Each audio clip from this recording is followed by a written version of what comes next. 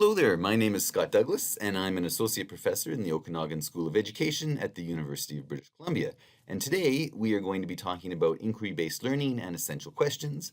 I've designed this video for my students in the Teaching English as an Additional Language certificate, but I think it might be useful for anyone who's curious about writing essential questions and how those questions work with inquiry-based learning. So, my impetus for all of this came from a quote from Dewey, and it says that education begins with the curiosity of the learner. And I was thinking, well, how do you harness students' curiosity so that they are able to be better learners and have control over their own learning? And inquiry-based projects seem to have answered some of this need to support students' curiosity. And so the question is then, well, what is inquiry-based learning? So let's have a look. Inquiry-based learning, it's rather than the teacher presenting students with knowledge that they have to learn, it sort of turns that on the head, and now it's the students who are asking questions and seeking answers for those questions. And so suddenly you see it's a way of teaching that is student-centered, with them taking more control over what they're learning and how they're going to learn it. Um, Inquiry-based teaching and learning has proven to be quite effective in many different contexts. It supports creativity, it has positive outcomes on student achievement, it supports concrete learning outcomes that are related to what students want and need to learn, and it also supports critical thinking and student autonomy in the classroom. So all of these good things can be promoted with inquiry-based teaching and learning, where students are now asking their questions. And so at the heart of this is this idea of essential questions and these essential questions that are going to drive students' learning. So I thought we would have a look at what is actually an essential question. So if you think about the synonyms that are associated with essential, you have ideas like elemental or indispensable or foundational, or I really like this word like marrow. It's like the core ideas of these big concepts that students are grappling with. So if we're thinking about these big core questions, well, if you want to write an essential question, what are some of the elements that would be in one of those types of questions? So we can look at 6 facets of essential questions. And if you want to know more about this, you can look at the work of Wiggins and McTee and Understanding by Design, and they talk a lot about essential questions and what makes up a good essential question. So I think one facet of an essential question is that it's relevant to learners. It's really connected to learners' own lived experiences and their prior learning.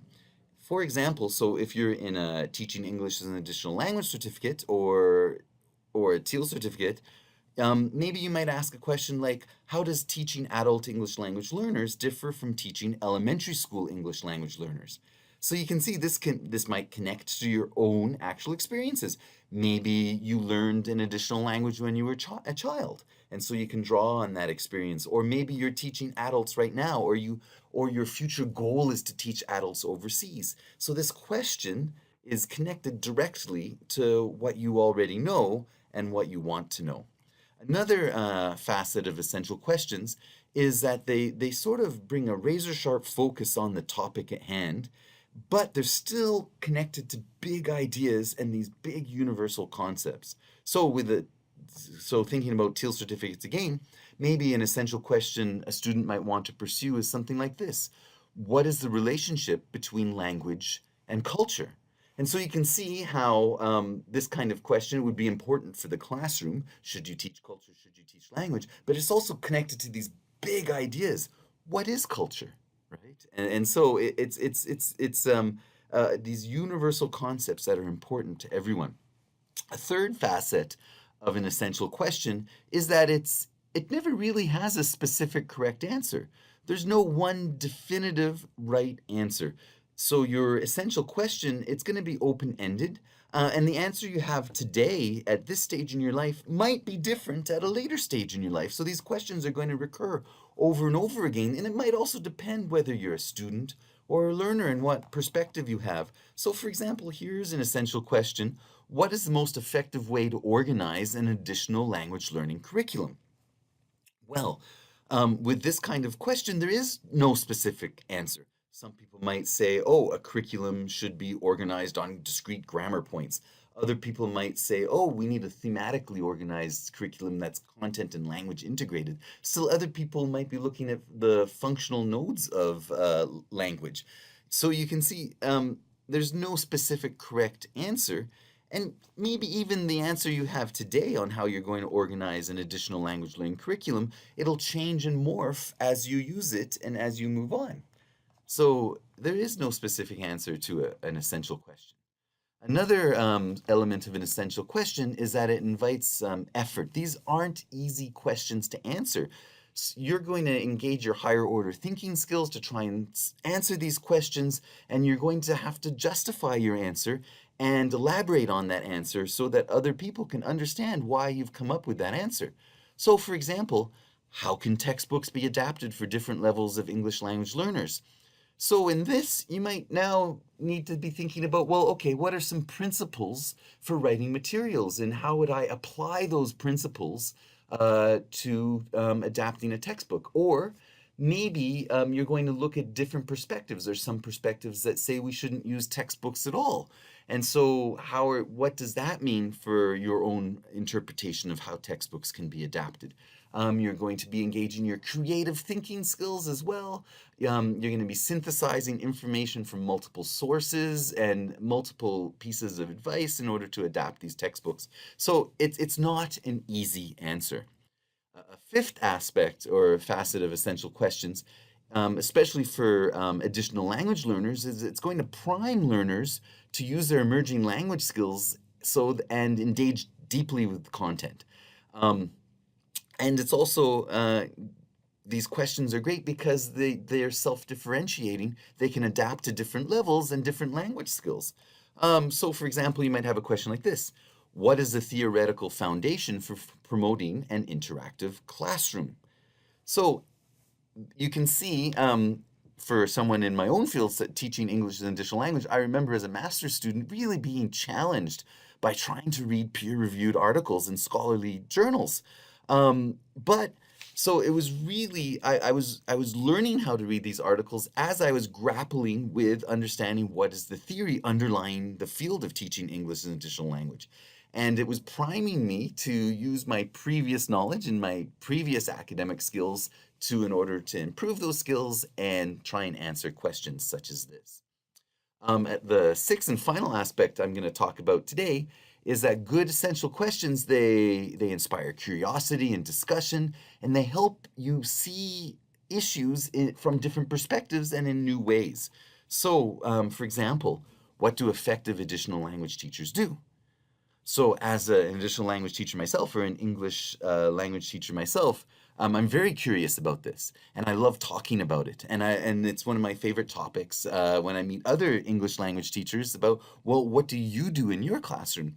It also helps me see things in different ways. For example, I really enjoy speaking maybe with Japanese language teachers or French language teachers and find out what's going on in their modern language classrooms and start seeing things through their eyes and then think, well, how would this apply to my own students in a university context? And so these are the six different aspects or facets of good essential questions that we've talked about today. But mainly, the first thing is that they should be relevant. They should be connected to big ideas. They should be open-ended without demanding a specific quote-unquote correct answer. They should be effortful. They're not easy to answer. They should prime learners to develop academic skills and academic language skills. And I'm not just talking about English language learners, but also graduate students and doctoral students as well, as we develop our own levels of literacy. And finally, they should be questions that people want to talk about. They should inspire curiosity and discussion.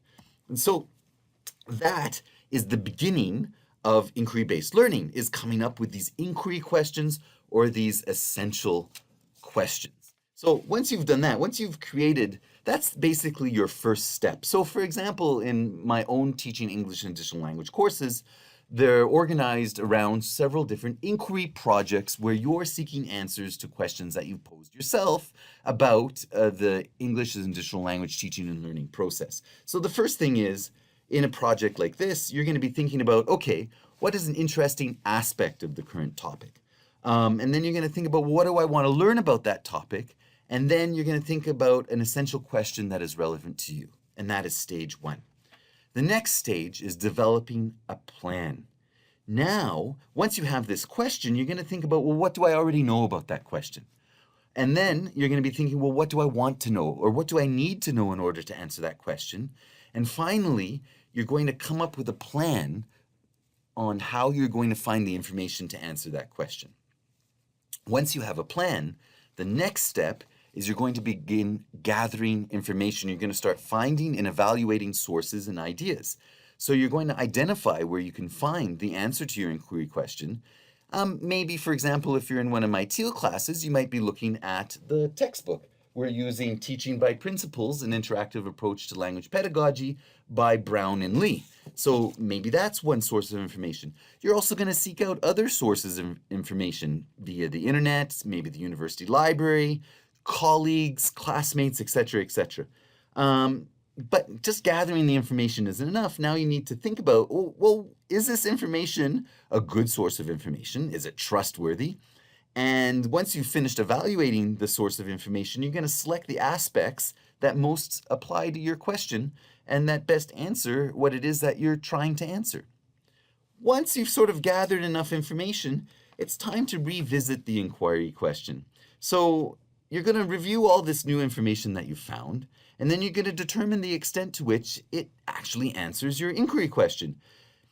At this point, you might decide if you need more information, but you also might decide if you want to revise your initial inquiry question. Maybe your question has slightly changed during the process. That's okay. You can change your question as you go, because remember, it needs to constantly be relevant to you. And maybe as you've been reading and finding answers to your question, new ideas have sparked and new questions have sparked. Once you're satisfied, though, and once you have the sources of information and the answers to your inquiry question, you're going to begin formulating an answer. This is the time to answer your question. You're going to draw conclusions based on the information you found. You're going to try and solve the problems you've posed by your inquiry question. You're now creating new knowledge, right, to answer that question, and you're developing better understandings of the topic. But you have to think, well, how will I share this? Having just the answer isn't enough. You need to be able to share it with other people. Will you create a PowerPoint that you put online? Maybe write an academic paper, create a poster. You could do a YouTube video like I'm doing now. Maybe you're going to develop a new curriculum document, a new way of lesson planning, all different kinds of things. And then once you could call these different answers to your question the products of your inquiry. And once you have these products of your inquiry, it's time to share them. And this will demonstrate your learning to other people in a useful way. It also demonstrates your learning to me, the instructor of the course. But remember, though, as you're doing this, keep your audience in mind and think about who's going to be using the products of your inquiry and how are you going to organize and synthesize the information you found to tailor it to that audience. And then finally, after you've created the products of your inquiry and you've shared them, it's time to reflect on the process. And you're going to be thinking about, okay, what did I learn? What might I do differently? Does this process work for me? And maybe what will I do in the future? And how does this impact my current teaching and my future teaching practice? So all of these things are the different stages of inquiry-based learning, particularly as it applies to the TEAL certificate at UBC Okanagan. So I hope as you're working through my courses that you enjoy the inquiry teaching and learning process and that we can work together to create really good inquiry questions and find the answers to questions that are burning for you and that are relevant to your own practice. Here's some references that came up during this short video. Thank you very much for watching, and yeah, I'm looking forward to meeting you in my courses at the University of British Columbia. Thank you very much.